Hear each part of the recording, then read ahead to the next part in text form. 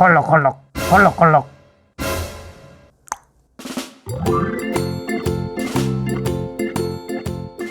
안녕하세요 여러분, 닥터 달곰입니다. 요새 코로나 바이러스 우한폐렴 때문에 난리입니다.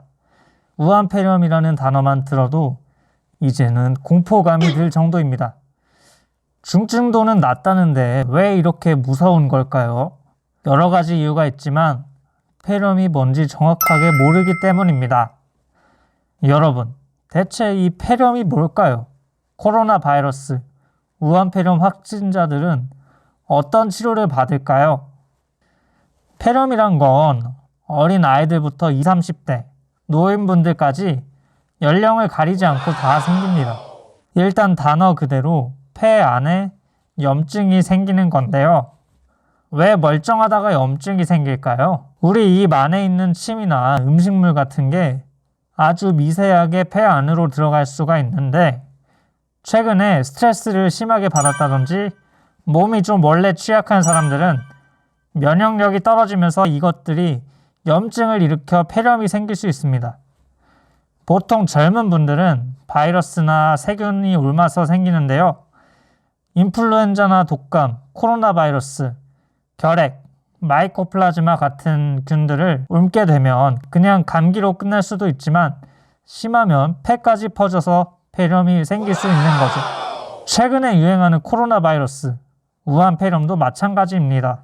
원래 코로나 바이러스는 일반 감기 바이러스인데 이번에 문제가 되고 있는 우한폐렴은 동물을 거쳐 변형된 코로나 바이러스가 유행처럼 몇만 명씩 감염을 일으키고 보통은 감기 증세로 끝날 수 있는 건데, 면역력이 약한 분들은 폐렴이 심하게 발생해서 사망에까지 이르는 것입니다.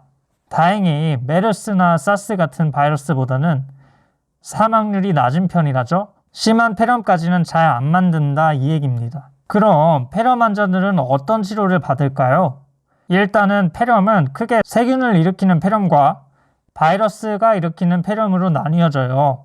항생제라는 건 세균을 죽이는 약이기 때문에 세균성 폐렴에서 사용되죠. 그럼 이번에 유행 중인 코로나 바이러스 폐렴처럼 바이러스 폐렴은 어떻게 치료할까요? 코로나 바이러스는 치료제가 없다고 하는데 어떻게 보면 일부는 맞고 일부는 틀린 말이라고 할 수 있습니다. 물론 코로나 바이러스 자체를 죽이는 약은 아직까지는 없어요. 하지만 코로나 바이러스 폐렴에 대한 치료가 없는 건 아닙니다.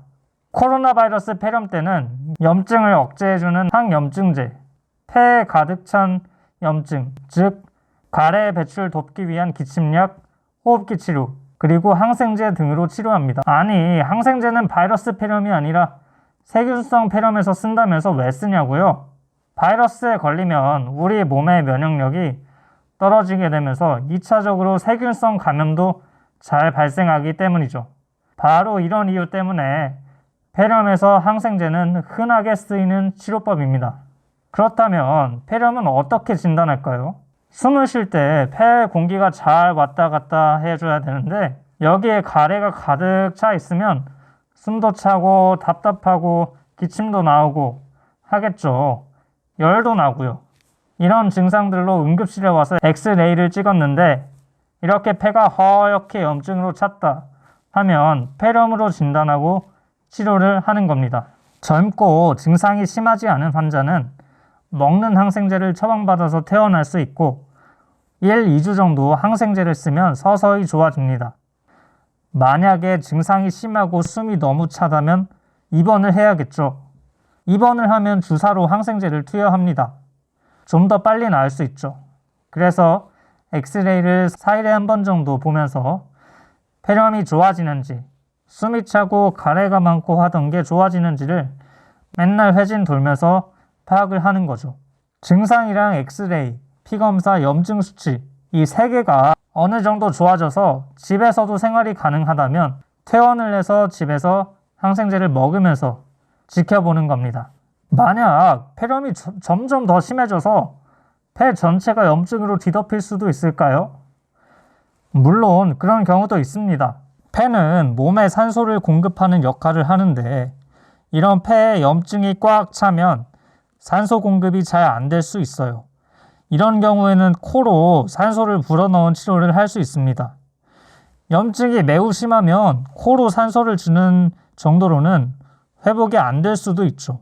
그렇게 되면 중환자실로 옮겨서 인공호흡기를 포함한 훨씬 더 강력한 치료를 시행하게 됩니다. 이 중환자실 치료에서는 제가 다음번에 또 자세히 설명해 드리려고 해요. 이전에 메르스 사태 때는 바이러스가 아주 독해서 이렇게 중환자실 인공호흡기 치료까지 가는 분들이 꽤 있었는데요. 다행히 이번 우한 코로나 바이러스는 아직까진 그런 환자는 없습니다. 대부분 너무 심한 폐렴으로 가기 전에 회복이 되는 것이죠. 자, 그럼 여러분, 폐렴에 대해 어느 정도 이해가 되셨나요? 알고 무서워하는 것과 모르고 무서워하는 것은 큰 차이가 있습니다. 닥터 달곰은 우한 폐렴의 공포가 얼른 끝나길 진심으로 바랍니다. 그럼 여러분, 다음번엔 더 흥미로운 얘기로 찾아오겠습니다. 달녕!